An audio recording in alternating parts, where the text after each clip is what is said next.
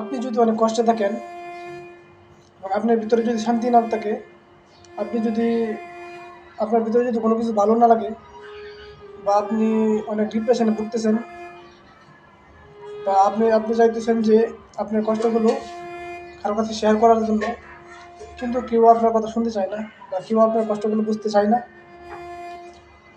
তো আমি বলবো যে কারো কাছে শেয়ার না করে একজনের কাছে শেয়ার করেন। আপনার ভিতরে অনেক কষ্ট থাকলে আপনি চলে যান মসজিদে, মসজিদে গিয়ে নামাজটা বিছিয়ে সেজদায় পড়ে মন খুলে আল্লাহর কাছে সব কষ্টগুলো বলেন। কারণ আমাদের এই রব, আমাদের এই মালিক বান্দার কষ্টগুলো, বান্দার চাওয়া পাওয়াগুলো শোনার জন্য সবসময় অপেক্ষায় আছেন। কোন সময় বান্দা আমাকে আল্লাহ বলে ডাক দিবে এবং আমার কাছে চাইবে এবং আমার কাছে কষ্টগুলো শেয়ার করবে, আমি কোন সময় বান্দাকে এই কষ্টগুলো থেকে মুক্ত করবো। রব্বুল কারীম সবসময় এই অপেক্ষায় আছেন।